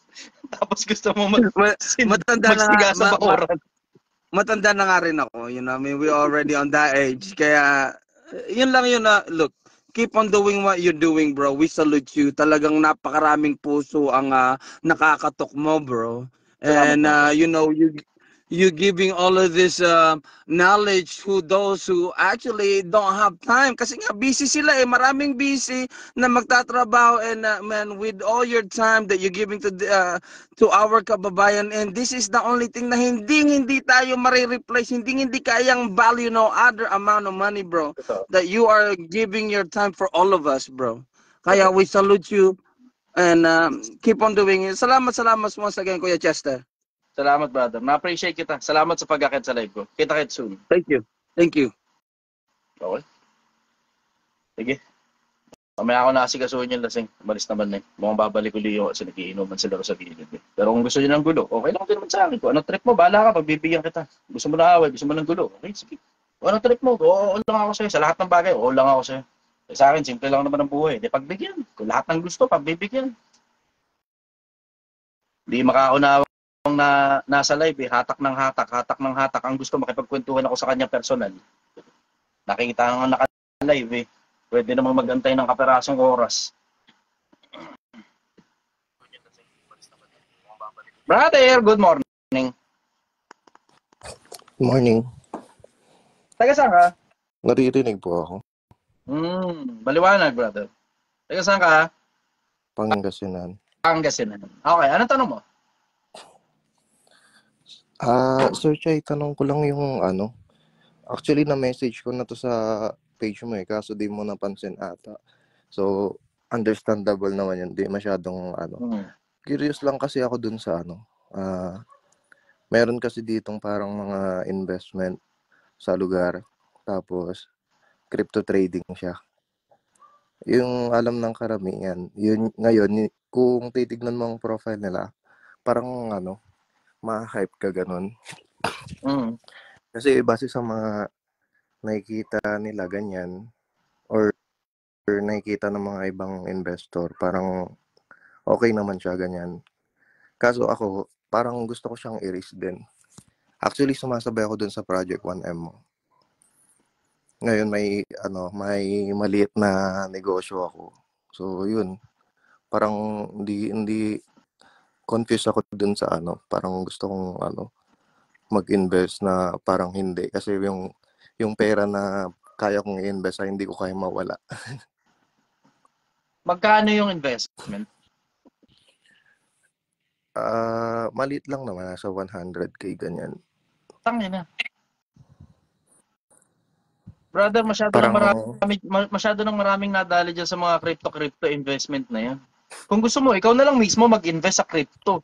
Ikaw na lang mismo, as in, ikaw na mismo yung kumuha ng sarili mong broker, tapos ilagay mo pera mo doon, tapos ikaw na rin ang mismo maglaro ng sarili mong trading sa crypto. Actually, pero papahawak mo sa iba pera mo. Ayun na mismo, di mag-trade ka na lang. Mas malaki pa assurance mo nun na ikaw mismo gumagamit ng sarili mong pera. Kaysa papahawak mo yung pera mo sa iba, tapos hindi mo sigurado kung babalik pa ba sa'yo.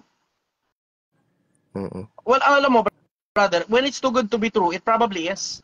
Yun ang common sense doon. Pag parang parang masyadong mabango, masyadong maganda tong sinasabi nitong mga tao na to. Eh di possible, totoo, na talagang masyado talagang mabango at masyado talagang maganda.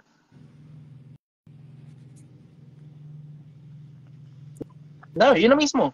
Na-figure out mo na, brother. Pag kinakabahan ka, alam mo na yun. Hindi totoo yung sinasabi nila pag kinakabahan ka, nasa tamang daan ka. Hindi magandang indicator ang kaba. Ang kaba nga, mismong indicator yan para dapat stay away from that, di ba? Ganun dapat yun eh. Alam mo na yun, brad. Sobrang simpleng konsepto niyan. Puta, pagpapahawak mo yung pera mo sa iba, tapos mag-i-invest ka, puta, wag. Ikaw na mismo bumili ng kung ano man ang gusto mong bilhin. Gusto mong bumili ng crypto, bumili ka.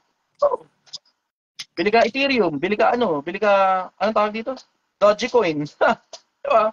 Balaan ako ng trip mo. Pero at least ikaw yung naglaro ng sarili mong pera versus yung papahawak mo sa iba tapos TY na hindi mo alam kung saan ngayon nakagilapin tong mga taon to. Alam mo na yun, brother, when it's too good to be true, it probably is. Gets mo? Okay. Follow-up question, brother. Yung sa sir, yung sa business naman, tama lang ba na na parang kailangan wag kong unahin yung mga kasi parang kaya ang nasa isip ko kasi nito parang ako nagtatrabaho or nagpapagod para makuha ko yung mga gusto ko. Para masuportahan ko yung pamilya na binubuo ko, ganyan. So, hindi ko alam kung kailangan ko bang ipakita na or i-rewardan ng sarili ko, ganun. Kasi parang pagdating sa pera kasi parang ayokong bumili ng mga bagay na ano kahit may naman may result. Parang pinagkakaitan ko yung sarili ko, ganun. Sa umpisa ganun Okay lang talaga, ba yun? brother. Sa umpisa ganun talaga. Wala ka naman choice eh. Kasi kung gusto mo talagang umalagawa buhay mo, you can, alam mo yun, there's so many ways to fuck your finances up. Ng milyon-milyon yung kaya mong isiping paraan para pumalpak sa kaperahan mo versus yung aayusin mo ang finances mo. Tangina, ganun talaga, brother. Sa umpisa, iipitin mo talaga sarili mo. Diretsahan, ganun talaga. Sa umpisa, iipitin mo talaga sarili mo. Kasi every time magbabawas ka ng konti sa finances mo, tapos papunta sa luho, iyon ngayon yung panahon na umaatras ka dun sa goal mo. Kung magkano man yun. So sa umpisa, ganun talaga. Maiipit ka talaga ng finances. You are welcome naman na bawasan niya ng pakunti-kunti, kapi-kapirot eh. Diba? Wala namang masamang bumawas para sa luho pagka konti-kunti lang. Pero mabigat kasi ron, yung konsepto na pagka yung konti mo, lumalaki na, tapos nagiging addiction na, parang katulad nung sa iba na bumili lang sandali ng Shopee, konting-konti lang. Tapos susunod na mga panahon, puta, bilhin na sila ng bili sa Shopee hanggang maubos yung pera. Ingatan mo lang ang sarili mo doon sa ganung konsepto. Pero hindi naman masama na tipong parang, alam mo yun, kung halimbawa nag-iipon ka ng pera, tapos nakakaipon ka ng siguro 20,000 o 10,000 kada buwan, wala namang masama na, alam mo yun, kada 2 buwan, lalabas kayo para kumain, magja-Jollibee kayo, halagang 1,000 o 2,000 lang yung gagastusin nyo. May 20,000 ka na nun sa 2 buwan na ipon mo. Versus yung linggo-linggo nagja-Jollibee kayo, tapos 1,000 ng 1,000, imbis tuloy 10,000 na iipon mo, eh sa linggo-linggo, apat na linggo yun sa loob ng 1 buwan. 4,000 ngayon ang ginagastos mo pan-Jollibee, 6,000 na lang na itatabi mo. Humahaba yung panahon na sana nakakaipon ka na at nakakapag-invest ka ng matino. Ako, suggestion ko, bugbugan mo na. Kung wala ka namang sakit, wala namang problema ang katawan mo, bugbugan mo na ng gusto, mga 1-2 taon at most. Tapos pagkatapos na, mag-retire ka na. Kasi kung kaya mong maglabas at maliit lang yung halaga na 100,000 para sa'yo, de kaya mong bumili ng pao-paang bahay na halagang 2 milyong piso. Tapos pakikinabangan mo na yun hanggang mamatay kayo. Gets mo? Hindi naman ganun kakomplikado eh. Hindi ganun kakomplikado pagdating sa finances. Pero yung 100,000, tapos ipapahawak mo sa iba, tapos sana kumita, tapos crypto pa, eh putang ina, masyadong maraming scam sa crypto eh. Masyadong maraming scam sa crypto na nagpapa-invest. Eh yung isa nga sa may malalaking investment scam dito sa Pilipinas dahil sa crypto eh. Neto lang, recently lang, nahuli nila. Masyadong maraming scam sa crypto, brother. Mas maigi, ikaw na lang mismo gumalaw ng sarili mong pera kung gusto mo ilagay sa crypto. Ganun na lang. Kesa yung puta, mag-aasa ka na sana bumalik pa yung pera mo pagkatapos mo i-hand over sa iba.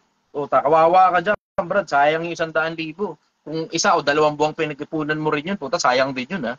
2 buwan ng buhay mo rin yung sinayang mo rin para magtrabaho at mag-ipon. Follow-up question, brother. Doon sa religious thing naman, brother, kasi kanina nakikinig ako sa'yo.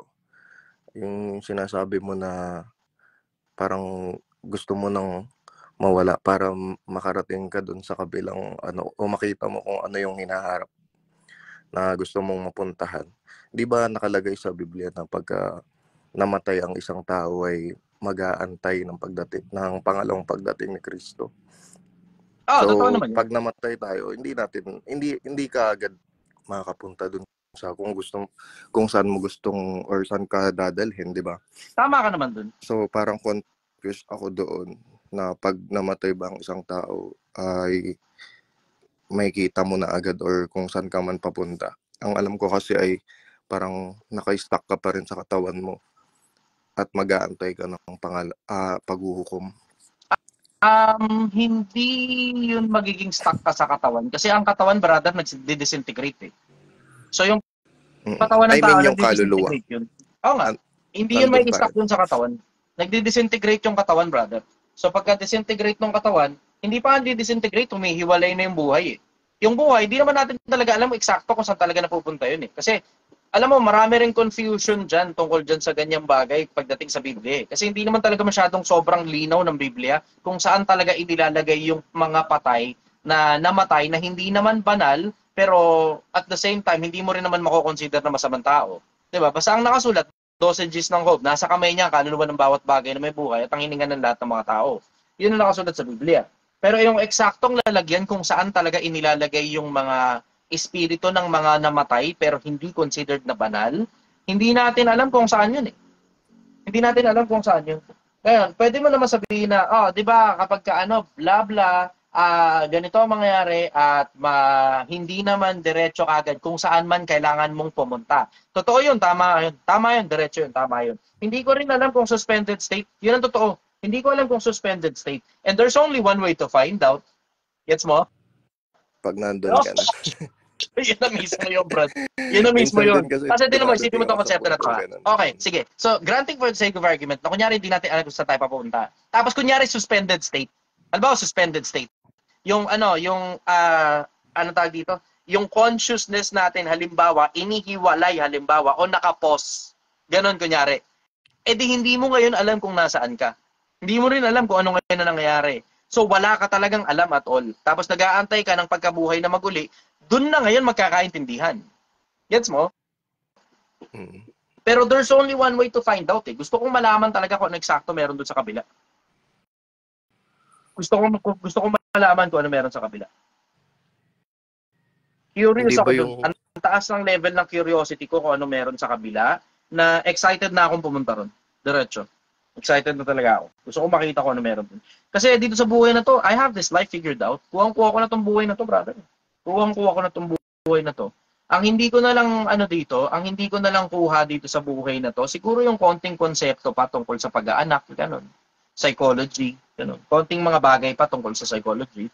Pero tungkol dito sa general matters nitong buhay na to, okay na ako rito sa lahat ng bagay na alam ko, excited na ako sa kabila. Gusto ko makita ko ano mga challenges dun. Yung mga challenges kasi dito, paulit-ulit na lang eh. Paulit-ulit na lang yung mga challenges dito na. Hindi nabubuti ang mundo eh.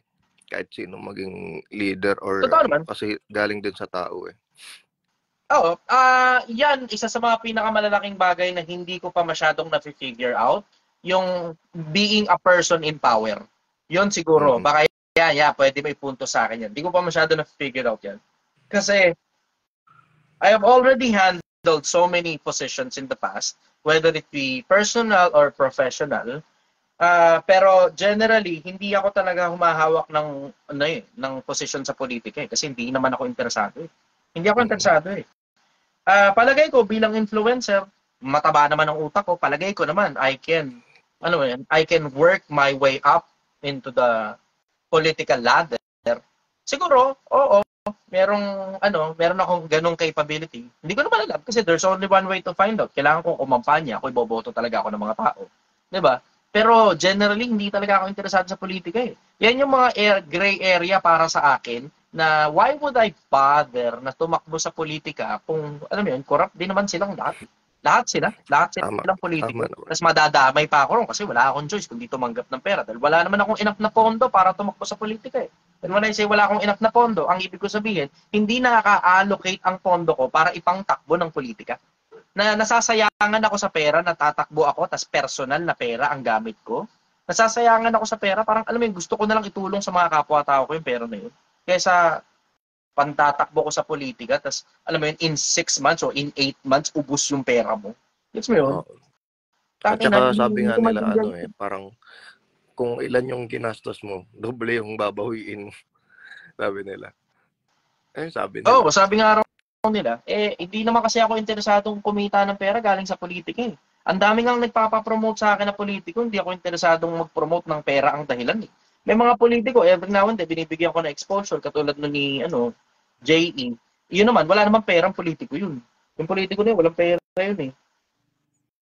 Sabi ko naman sa kanya, diretso, hindi rin ako tatanggap ng pera galing sa'yo. Diretsahan lang. May mga iba pang mga politiko na nagpapapromote sa... Si Jay kasi personal kong kakilala yun mula pagkabata eh. So ngayon, kumakampanya siya. Sabi ko, sige, punta ka lang dito. Pupunta ka rito, sige. Magla-live tayo dyan sa ano mo, sa Facebook mo, tulungan kita.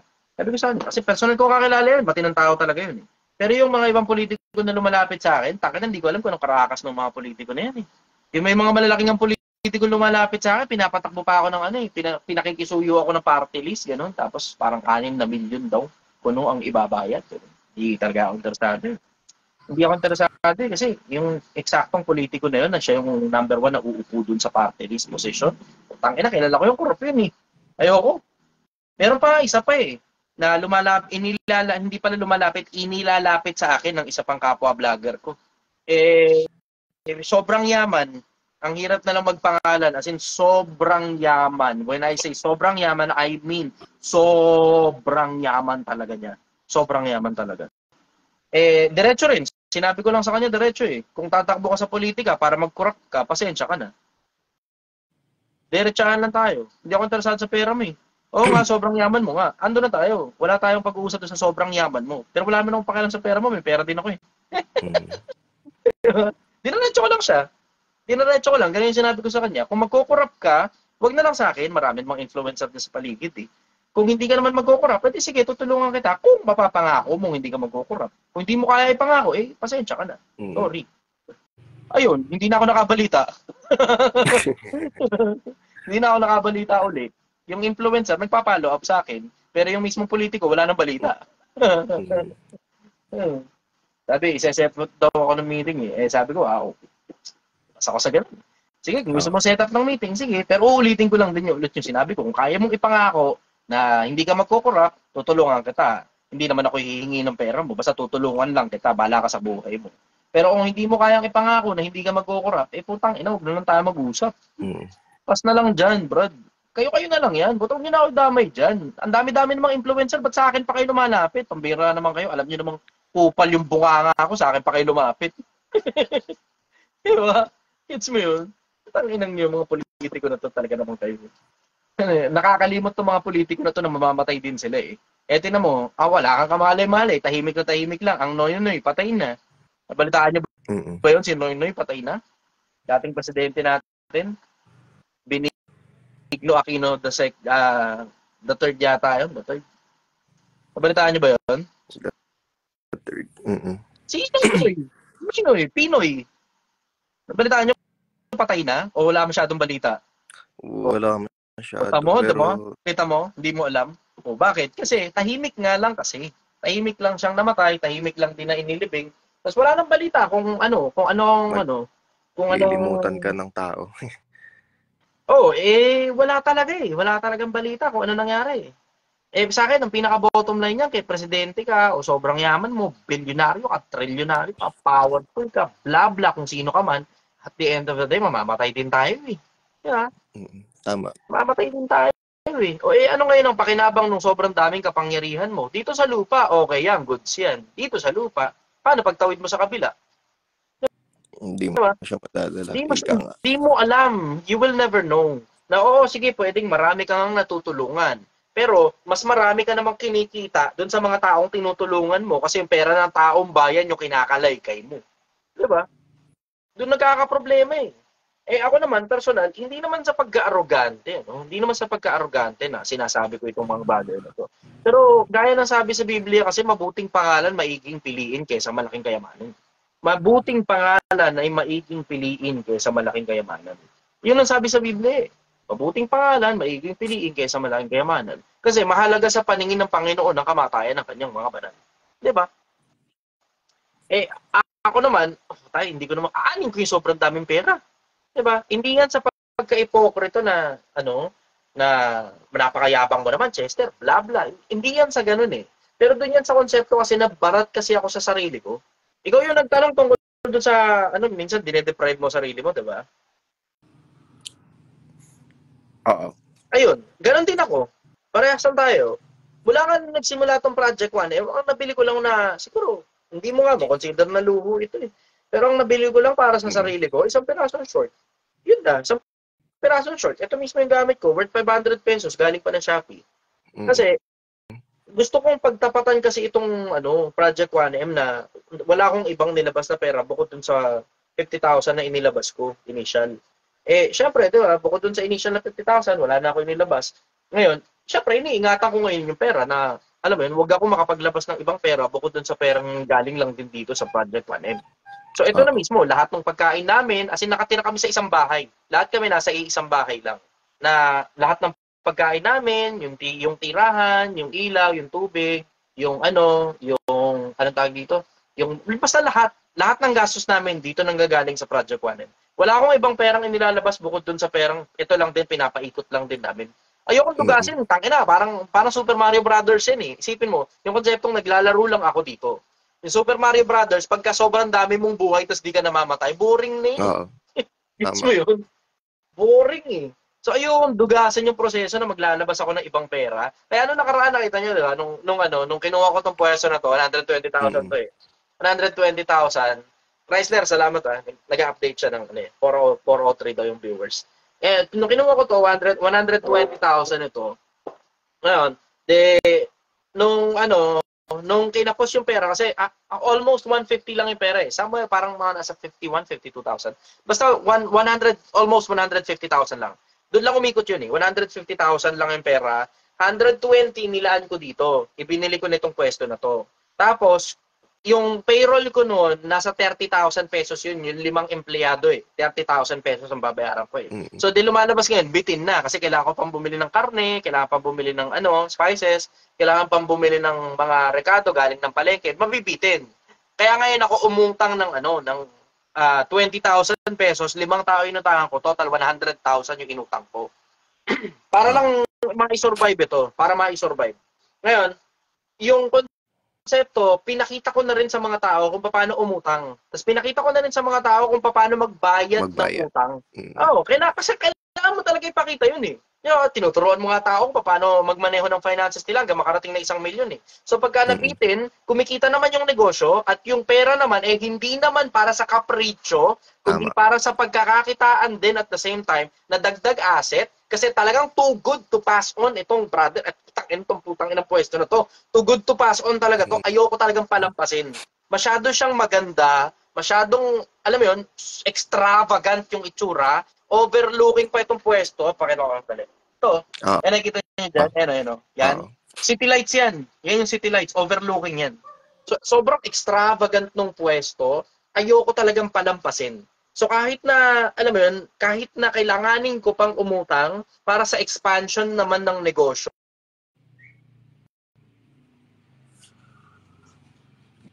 sorry, nag-roll ko yung internet. So yun. So kahit kailanganin ko pang umutang para sa expansion ng negosyo na alam ko naman talagang kumikita yung negosyo at sigurado akong mababayaran yung pwesto, ginawa ko na, umutang na ako para doon. Umutang ako para doon. Kasi alam mo, nanghihinayang talaga ako ron sa dito sa pwesto na to eh. So alam mo, too good to pass on ito eh. Diretso dito sa Project 1M. Yung alam mo yung meron akong plano na nasa isip. Pero dahil sa dami ng mga nangyayari, hindi lahat ng plano mo matutupad eksakto doon so kung paano mo man pinlano yun. Ganun yung konsepto. Hindi sa kung paano mo siya pinlano, ganun eksakto to the smallest team matutupad. Kasi actual itong nangyayari. Actual na nangyayari. Siguro kung pinlano mo yung mga bagay-bagay, tapos general perspective lang yung pagpaplano mo, baka matupad. Pero to the smallest detail, tapos detalyado ka pa kung magplano parang katulad ng utak ko, hindi automatic na matutupad yun. Hindi automatic. So ngayon, ang ginagawa ko ngayon, kita po, kung tawagin nila. Tanggal kabit, tapos bago ng ideas, ikot-ikot, bago ng ideas, ikot-ikot, bago ng ideas, ikot-ikot. Ganun ang ginagawa ko rito eh. So every now and then, maraming gumagalaw na mga ideas sa akin dito overall, na kada araw nagdidesisyon ng iba't ibang mga bagay na minsan may mga pagkakataon wala talaga sa plano. Wala sa plano. Ganyan din ako eh. Ganun sa negosyo, brother, in general. Ano ba hanap buhay mo? Studio, parang self-portrait studio. Okay. Ayun. Since nasa mundo ka rin ng pagnenegosyo, alam mo yung konsepto na meron ka talagang plano nung nagsimula yun. Mag-desisyon. Pero may mga pagkakataon, hindi natutupad eksakto dun sa kung paano mo pinlano na kailangan mo talaga mag-improvise ng bagong direksyon. Kuha mo yan. Kaya nga yung iba sinasabi, alam mo, ang initial na plano ko sana rito, magkakaroon ako ng isang cart, which is yun na nga yung nangyari, food cart, isang piraso. Tapos isa pang pirasong food cart, tapos isa pang pirasong food cart, tapos pag-iiba-ibahin ko na ng lugar, tapos pararamihin ko sa Metro Manila. Yun ang plano eh. Pero hindi naman ganun ang nangyari kasi kailangan ko kumuha ng pwesto kasi nga tangina too good to pass on tong pwesto na to. Kaysa nasa tabing kalsada lang kami maghapon magtapos, di ba? Too good to pass on. Ayun, kinuha ko yung pwesto. Follow-up question, brother. Wala naman na, brother. Masasabi ko na lang, para ingatan mo yung sarili mo dyan. Ayoko na. Para, ano. Ang kulit. Hindi, ano lang, yung, kumbaga parang compliment lang, para lang maramdaman mo na nandito kami ng mga, ano nyo. Ganun lang. Sobrang na-appreciate ko. Kasi lahat naman tayo, kanya-kanya tayo ng, kumbaga, laban sa buhay. Hindi natin alam kung kailan tayo mawawala, ganyan. So, tama ka naman. Hanggat nandyan, edi tiyagain or kung ano yung nandyan. Totoo, tama ka naman dun. Pero totoo, sobrang ayoko na nga magbuhay. Nakakita ko sa internet ng konsepto ng do not resuscitate. Magpapagawa nga ako ng ganong card. So, para lalagay ko lang lagi sa bulsa ko. Hindi kasi ako nagwa-wallet eh. In case di nyo alam, hindi ako nagwa-wallet. Ano masasabi mo, brother, doon sa ano? Kasi kung ikaw, parang ayaw mo nang mabuhay, paano yung iba na gustong mabuhay? Parang kaya nilang, kung pwede nga, bilhin nila yung puso or kung ano man ang bibilin ng isang tao para lang mabuhay. Pero normal dahil hindi na pwede. Normal yun, survival yun. Survival yun, normal yun. Kahit naman sa akin, meron din akong deep down inside. Naghahati yung isip ko ron sa gusto ko pang mabuhay at saka sa ayoko na. Pero mas lamang talaga yung level of curiosity ko dun sa kabila. Naka-embedded sa tao yun, brother. Yung survival instinct, kung tawagin nila. Embedded sa tao yun. And I can feel it through my bones. Na kapag meron pumunta rito, willing na patayin ako, ganun. Lalaban ako. Syempre, wala akong choice. Kailangan ko lumaban. Alam mo yun, just for the sake of, masabi lang dun sa kabilang buhay na, hindi nagpakamatay si Chester. Ganun lang. Para lang dun sa ganun. Para lang sa konsepto na hindi ako nagpakamatay. At totoo, yung isang lalaki nga na pabalik-balik dito, puta, iniisip ko, baka may baril yan eh. Yun. So, lalaban ako. Lalaban ako kung sakali man. Pero, kung kung panahon ko na talaga, excited na kasi ako dun. Sobra. Kaya nagtsatsaga ako rito. Kung gusto niyo akong patayin, gano'n, lalaban ako. May meron din ako. Diba? May panlaban po ako. So, baka magdala kayo na sana mga 5 tao, tapos samahan niyo ng maraming bala at saka granada. Kasi lumalaban po ako. Ay, nawala siya. Nawala, sayang. Wala. Lobat niya siguro. Ayun, lalaban po ako. Iyan ang gagawin ko. Lalaban ako rito. Kahit ako lang mag-isa. Wala kahit na sino rito. Kung gusto niyo punta rito, dito lang ako. Gusto niyo akong dalihin. Sino man sa inyo. Excited na ako. Makita yung kabilang buhay. Na-offend ko kayo, di ba? Naalala nyo, na-offend ko kayo. Dahil punta kayo dito. Nandito ako sa Domsang Viewpoint, sa Angono Rizal. Ako lang mag-isa. Wala akong gwardiya rito. Walang bodyguard dito. Lahat sila, pinauwi ko na. Lahat sila. Basta lalaban ako. Ganun lang. Lalaban ako. Ano lang yan? Chuwariwap lang yan. Para sabihin lang na hindi ako nagpakamatay. Lalaban. Pero sana damihan nyo yung bala. Tapos dala na kayo ng maraming granada. Para sigurado. Ganun lang simple. Okay. Raymond. Isa. Raymond Amigos Marag. Nabuhay ka. Pero nakita kita ulit. Tutuwa ako sa'yo.